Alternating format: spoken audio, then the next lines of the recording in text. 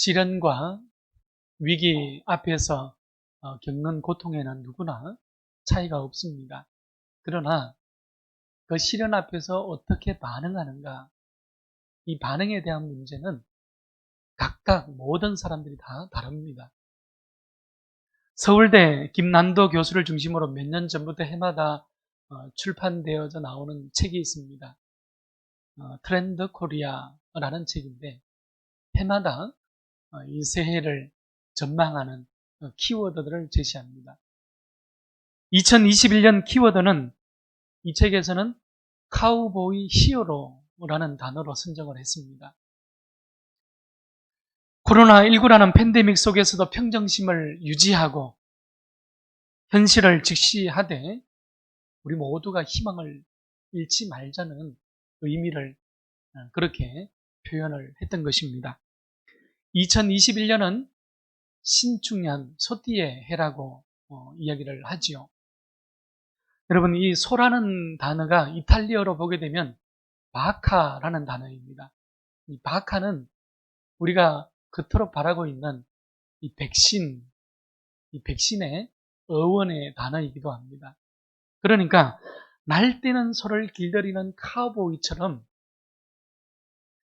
상황에 맞는 전략으로 코로나19 이 팬데믹의 위기를 헤쳐나가야자 그런 의미를 담고 있는 키워드이기도 한 것이죠. 저는 역풍역수라는 단어가 머릿속에 떠오릅니다. 이 역풍역수라는 것은 무엇입니까? 바람을 안고 물을 거슬러 살아간다 이런 의미이지 않습니까? 여러분, 2020년 마지막 달력을 넘기며 정말 매서운 바람이 부는 겨울이라는 생각이 듭니다.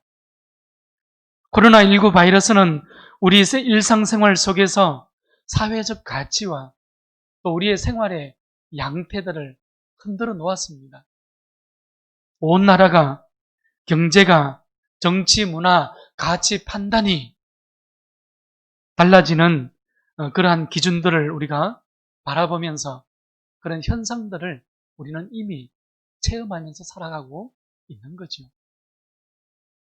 도시와 농촌이 또 남녀노소가 전 세계 지구촌 모두가 같은 경험을 같은 시대에 우리가 하고 있는 셈입니다. 선제적 대응과 또 역사의 책임의 자리에서 우리가 실천을 하고 있음에도 불구하고 코로나19는 이제 우리의 삶의 일부로서 자리 잡고 있는 모습을 우리는 보게 됩니다. 사람들은 저마다 불어오는 코로나라는 바람을 피하기 위해여서 비대면 언택트죠? 또 집콕으로, 마스크로, 온라인으로 열심히 적응해 가면서 이 하루라는 이 시대라는 삶의 자리를 우리가 그렇게 살아가고 있습니다. 일종의 우리의 일상에 찾아온 역설이기도 한 것이지요. 대림절 셋째 주일 예배를 드리면서 내 힘을 넘어서는 한계의 상황 속에서 우리는 이 코로나라는 것을 또 안고 살아가지만 우리는 이런 한계의 상황을 마주하면서 오히려 내 삶의 진짜 주인이 누구인지를 우리는 알게 되는 것입니다. 어제 또 오늘이라는 시간, 내일이 똑같은 일상이 아니라 마주한 한계의 상황을 우리는 통해서 하루의 가치, 또 나에게 주어져 있는 오늘이라는 생명의 가치를 우리는 다시금 발견해 보게 되는 것이죠. 또한 이러한 생명의 길을 우리는 꿰뚫어 보면서 우리는 하나님의 그 은혜가 얼마나 놀라운 것인가를 우리는 고백하며 나아갈 수 있게 되는 것입니다.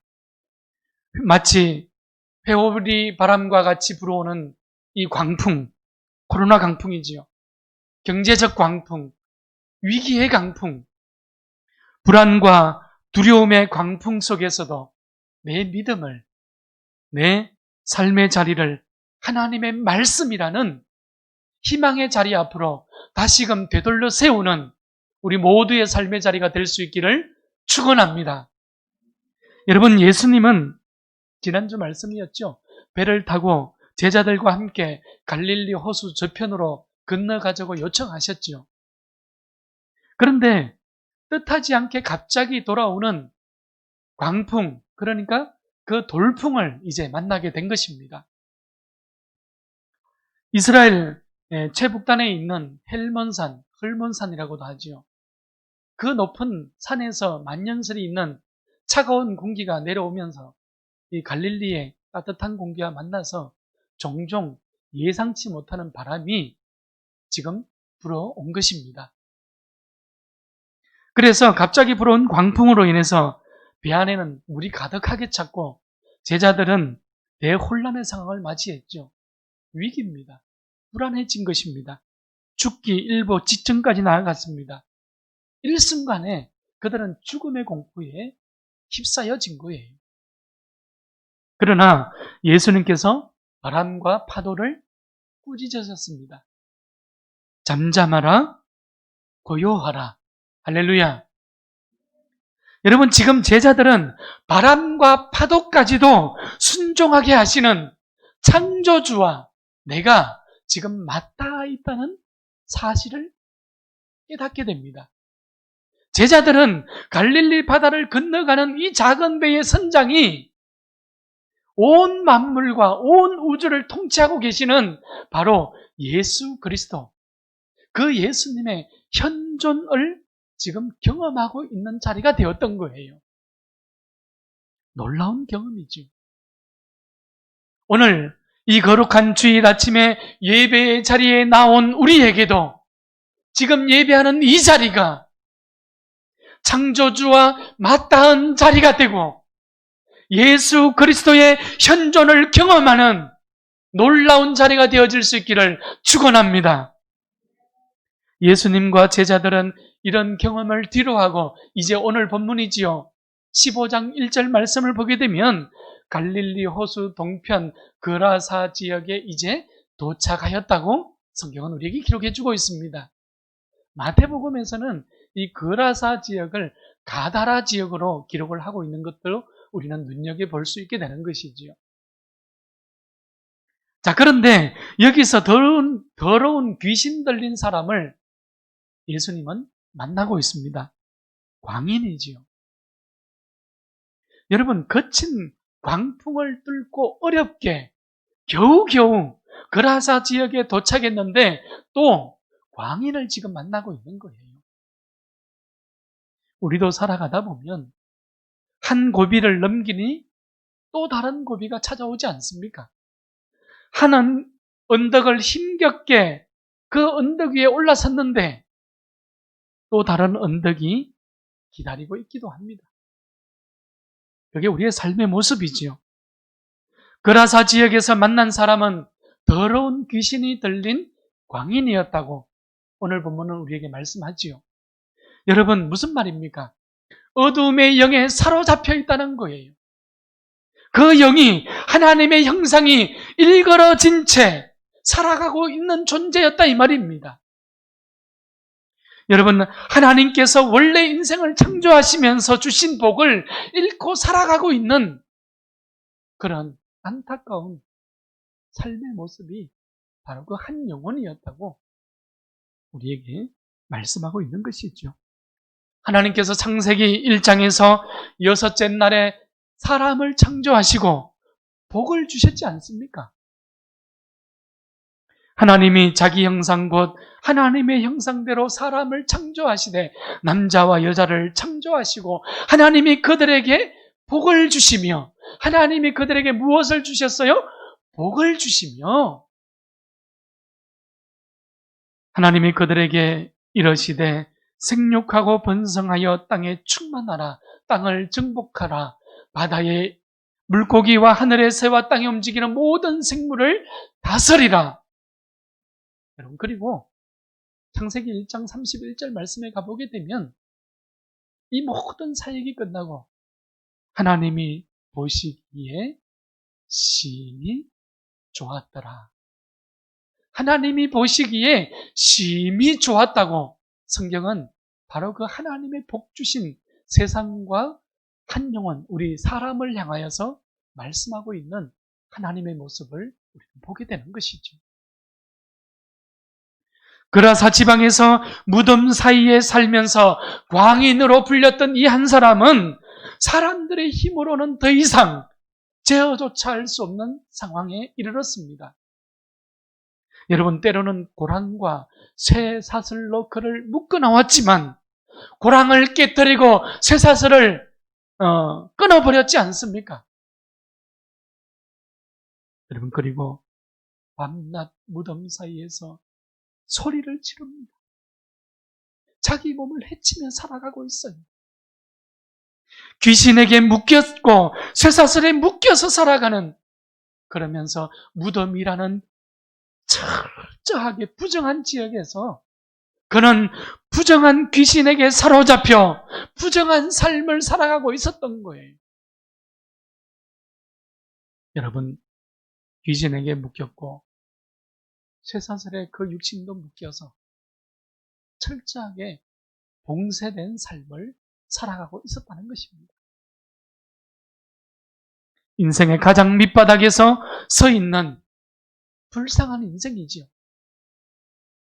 사람들의 도움의 손길도 이제 끊어졌습니다. 하나님의 창조의 원리에서도 멀리 이탈했습니다.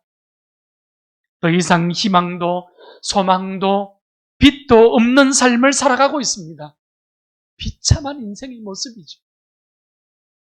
여러분, 이 모든 결과의 원인이 무엇이었습니까? 오늘 이 사람이 지금 비참한 인생을 살아가고 있는 그 결과의 원인을 오늘 본문은 2절 말씀에서 정확하게 우리에게 말씀해 주고 있습니다.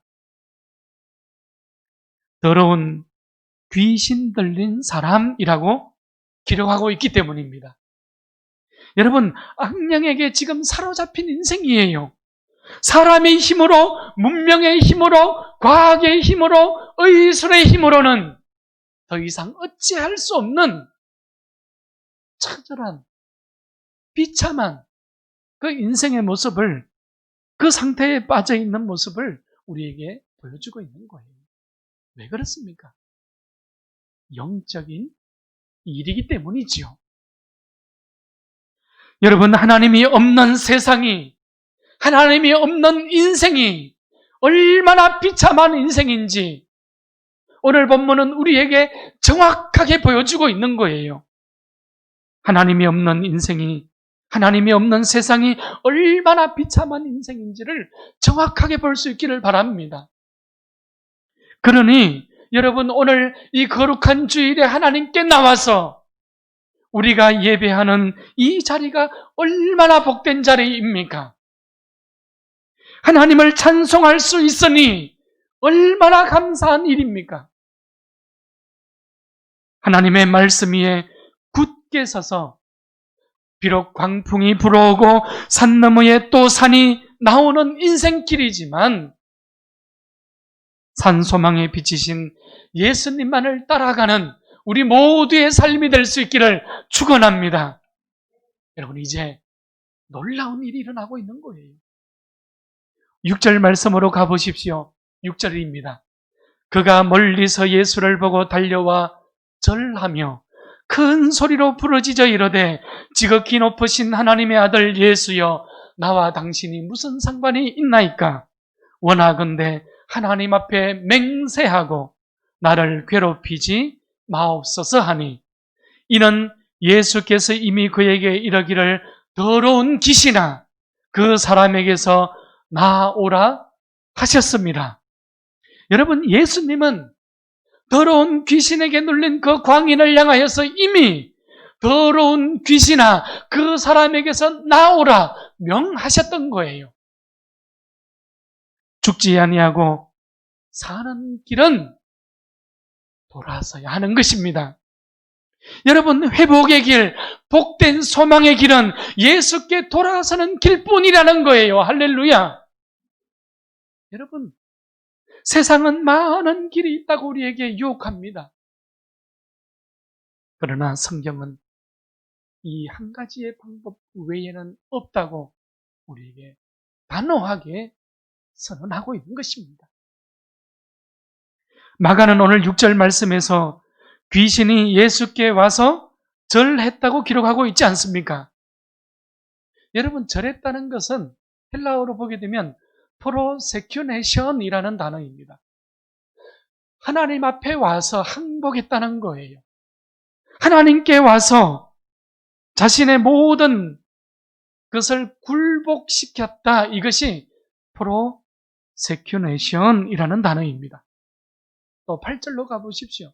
8절에 보게 되면 나를 괴롭히지 마옵소서. 이 말씀은 이 귀신의 말이죠. 이 말은 자기를 그냥 이대로 놓아달라는 완곡한 간구이기도 합니다. 예수님께서 또 묻습니다. 너의 이름이 무엇이냐? 9절에서 내 이름은 군대니 우리가 많기 때문입니다. 그리고 악한 영은 자기들을 그 지방에서 쫓아내지 마시기를 간구하고 있는 모습을 보게 됩니다. 여러분, 궁지에 몰려있는 악한 영들, 귀신들의 최후의 대항, 최후의 저항의 모습입니다. 마침 거기 돼지의 큰 떼가 산 곁에서 먹고 있었습니다.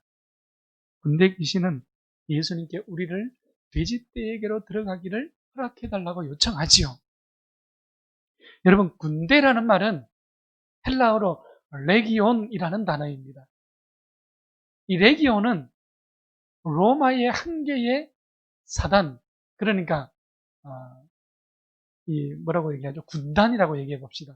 로마의 한 개의 군단을 뜻하는 단어입니다. 그러니까 대략 6,000명 정도의 군사로 이루어진 하나의 조직이지요. 우리나라 군대로 비교를 해보면 연대급이 4개가 모인 1개 사단을 가리키는 용어 정도가 됩니다. 여러분, 무슨 말인가 하면 이 레기온이라는 것은 전술과 전략에 뛰어난 것, 막강한 화력을 가지고 있다는 거예요. 마음만 먹으면 어떤 화력이든지 어떤 전술이든지 마음껏 펼칠 수 있는 막강한 부대가 바로 이 레기온이라는 단어란 말이에요. 여러분, 무슨 말입니까? 지금 인간의 능력을 초월하는 귀신 들린 한 사람의 문제는 과학의 힘으로, 사람의 힘으로, 의술의 힘으로는, 문명의 힘으로는 해결할 수 없다는 것을 오늘 명확하게 보여주고 있는 용어이기도 한 것이죠. 여러분, 빛과 어둠이 함께 할 수 없기 때문입니다. 진리와 불의는 함께 갈 수 없습니다. 여러분, 우리는 넓은 길과 좁은 길을 함께 걸어갈 수 없습니다. 예수님께서도 마태복음 7장에서 무엇이라고 말씀하셨습니까? 좁은 문으로 들어가라. 멸망으로 인도하는 문은 크고 그 길이 넓어 그리로 들어가는 자가 많고 생명으로 인도하는 문은 좁고 길이 협착하여 찾는 자가 적다고 하였습니다. 좁은 문, 생명의 문으로 들어가는 지혜로운 성도들이 될 수 있기를 바랍니다.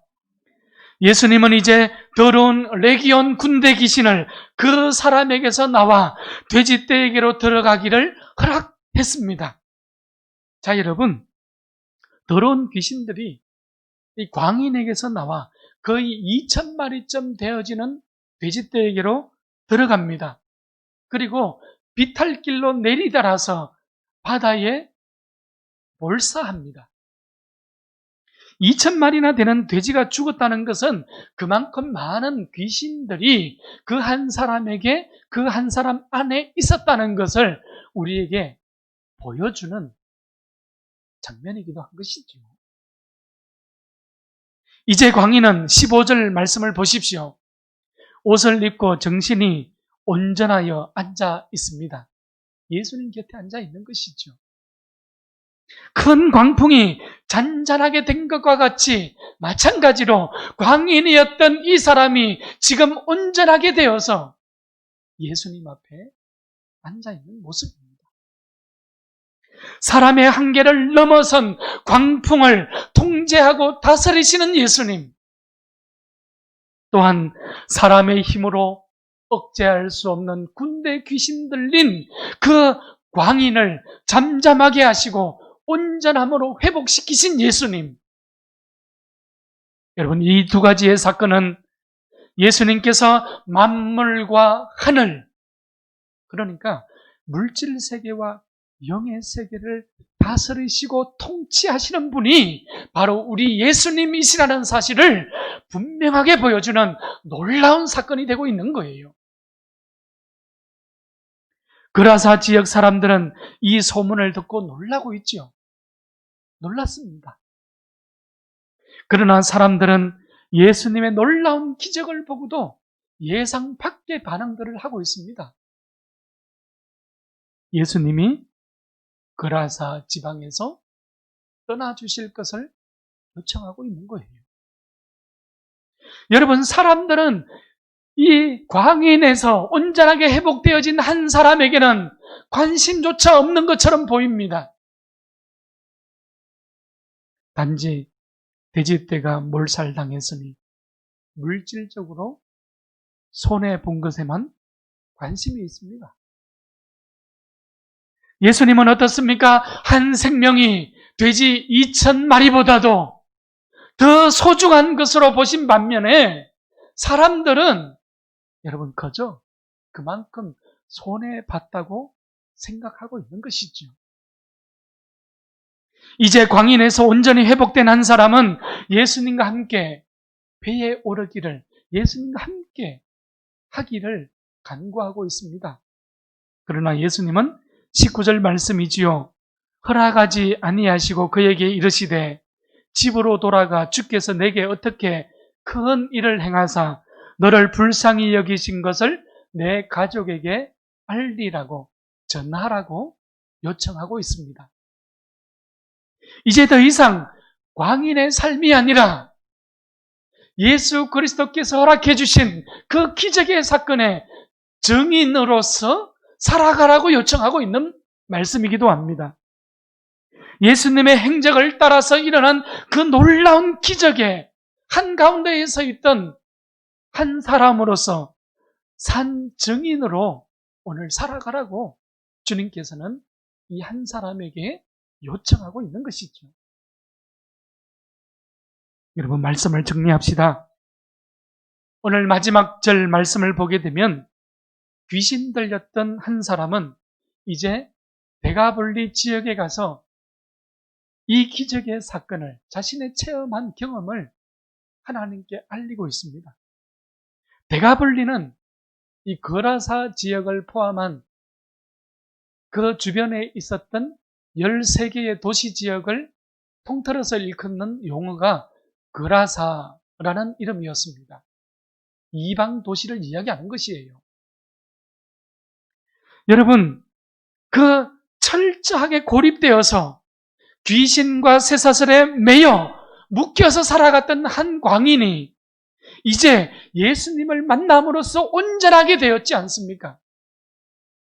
그리고 그는 유대인들로부터 멸시받고 있는 이방 땅을 향하여서 하나님의 복음을 지금 전하고 있는 거예요. 오늘 이 한 사람을 통하여서 하나님 나라의 복음이 전파되기 시작했다는 것을 나가는 우리에게 보여주고 있는 것입니다. 놀라운 말씀이죠. 나가는 예수님이 갈릴리 바다에 거친 광풍을 뚫고 거라사 지역으로 가신 것을 오늘 본문에서 여러분, 군대 귀신에 들린 이 일그러진 하나님의 형상을 가지고 고통 가운데에 살아가고 있는 이 한 사람을 만나기 위해서 먼 길을 서슴지 않고 달려왔다는 거예요. 그 광풍을 뚫고 지나왔다는 거예요.